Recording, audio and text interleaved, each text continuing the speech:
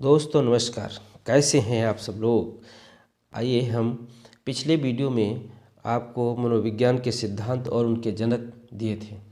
आज हम आप उसी क्रम में मनोविज्ञान से संबंधित कुछ और इम्पॉर्टेंट पॉइंट आपको दे रहे हैं।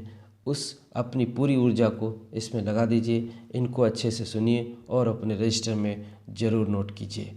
आइए और अपनी ऊर्जा को इस्तेमाल करने के लिए कहते हैं कि किसी को बदलने में अपनी ऊर्जा मत बर्बाद करो, बल्कि अपनी सारी ऊर्जा स्वयं को बदलने में लगा दो, तो आप अपने को श्रेष्ठ पाएंगे।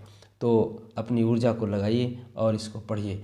पावलोव जिसे हमने कुछ प्रयोग और मनोवैज्ञानिक के तौर पर ये दिए हैं जो बहुत इम्पॉर्टेंट है। जैसे पावलोव हैं तो ये कुत्ते पर प्रयोग किए थे, थॉर्नडाइक बिल्ली पर, स्किनर चूहा, कोहलर वनमानुष जिसका नाम सुल्तान था। तो ये बहुत इम्पॉर्टेंट है। थोड़ा हम स्पीड से बता रहे हैं इसलिए क्योंकि समय कम है, आपको ज़्यादा से ज़्यादा बताना है, इसलिए इसमें कुछ समझाने वाली चीज़ें तो हैं, लेकिन जो परीक्षा में आता है फैक्ट आते हैं, इसलिए फैक्ट के दृष्टि से हमने इसको आपको दे रहे हैं, तो इसको ध्यान दीजिए। जैसे अभिप्राय का वर्गीकरण, थॉमसन इसको दो भागों में बांटे हैं, जिसे स्वाभाविक और कृत्रिम। गैरेट ने तीन, जिसे जैविक, मनोवैज्ञानिक, सामाजिक। मास्लो ने दो भाग इसके बताए हैं अभिप्राय के, जन्मजात और अर्जित। जन्मजात में से भूख प्यास, अर्जित में सीख कर। तो ये ध्यान रखिएगा, कुछ बहुत ही इम्पोर्टेंट पॉइंट हैं। अभिप्राय के सिद्धांत इसी क्रम में देखें।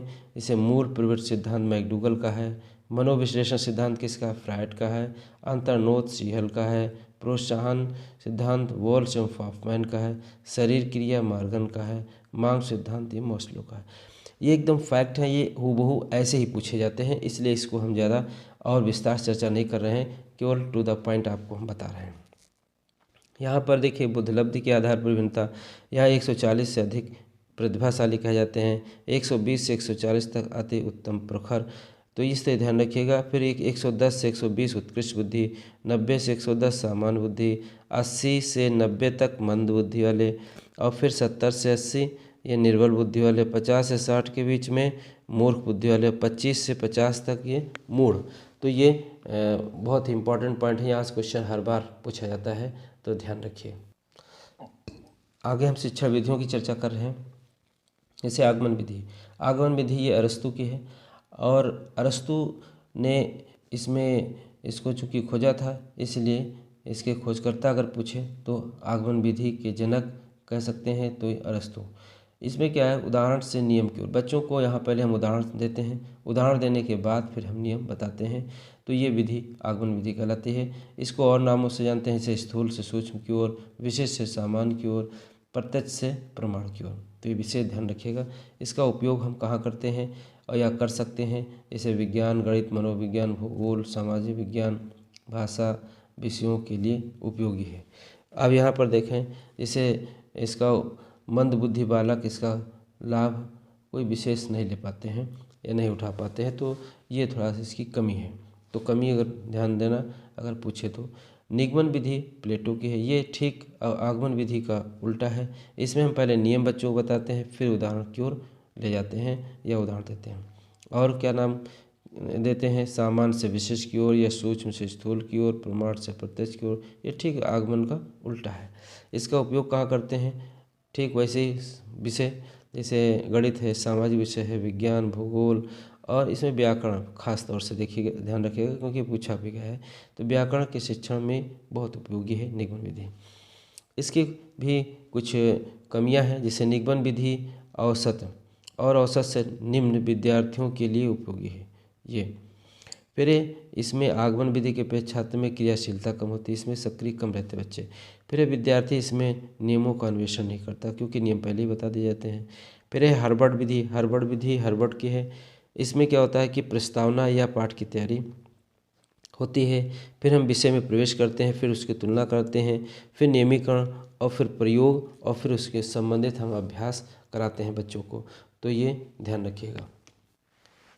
इसके बाद किंडरगार्टन प्रणाली, किंडरगार्टन प्रणाली ये फ्रोबेल की है। किंडरगार्टन प्रणाली जो फ्रोबेल की है, इसको या कह सकते हैं कि इसमें क्या करते हैं कि शिक्षण पाठ्यक्रम इसमें होता है कि ये खेल के माध्यम से राइम या शिशु गीत के माध्यम से, या कह सकते हैं कि उपहार और कार्य, ये सब मिला करके इसमें ज़्यादातर राइम या शिशु गीत के माध्यम से और खेल के माध्यम से ही हम बच्चों को किसी चीज़ को सिखाते हैं। चाहे गिनती सिखाना हो या हिंदी में पढ़ाना हो, अल्फ़ाबेट वर्णमाला कुछ भी कराना हो, वो हम गीत के माध्यम से ही उनसे परिचय कराते हैं। प्रोजेक्ट विधि में क्या है, इसको योजना विधि भी कहते हैं और इस किलपैट्रिक की है। इस विधि के 4 सोपान बताए गए हैं। एक तो है परिस्थिति का निर्माण, योजना बनाना, योजना का क्रियान्वयन करना और फिर उनका मूल्यांकन करना। जैसे इसमें हम बच्चे के सामने क्या करते हैं, परिस्थिति उत्पन्न करना यानी समस्या उत्पन्न करते हैं, फिर समस्या का चुनाव होता है, समस्या का चुनाव करने के बाद फिर उसकी हम कार्यविधि की रूपरेखा बनाते हैं, कैसे उससे निपटना है, फिर कार्यविधि का प्रयोग करते हैं, फिर उससे निष्कर्ष जो है निकालते हैं और फिर हम वो योजना को देखते हैं कि कितना हमारा ये सही सिद्ध हुआ या इसमें कोई कमी रह गई। तो इसके सोपान पूछ सकता है कि पहला सोपान क्या है, तो परिस्थिति का निर्माण करना, अंतिम सोपान क्या है, तो मूल्यांकन करना, तीसरा सोपान क्या है, तो योजना का क्रियान्वयन करना। तो ये इस तरह से पूछा जा सकता है। अब यहाँ पर डाल्टन विधि देखें। डाल्टन विधि को डाल्टन ने दिया था। ये ज़्यादा तो महत्वपूर्ण नहीं है, तो इसको बस ऐसे ध्यान रखिए कि डाल्टन विधि डाल्टन की है। ब्रेल पद्धति ये आपके लुई ब्रेल ने दिया था। इस विधि में 6 डॉट्स होते हैं, आधुनिक विधि में 8 डॉट्स होते हैं और ये ध्यान रखिएगा डॉट्स कई बार पूछे गए हैं। और इन्हीं की सहायता से ब्रेल लिपि सीखते हैं बच्चे।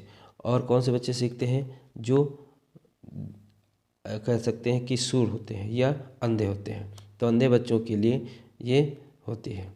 फिर है खेल विधि। खेल विधि जो होती है ये कॉल्डवेल कुक की है और इस विधि में बच्चों को खेल खेल में सिखाया जाता है। तो इसमें बच्चे खेल खेल में सीखते हैं, ये इतना महत्वपूर्ण तरीके से ध्यान रखिएगा।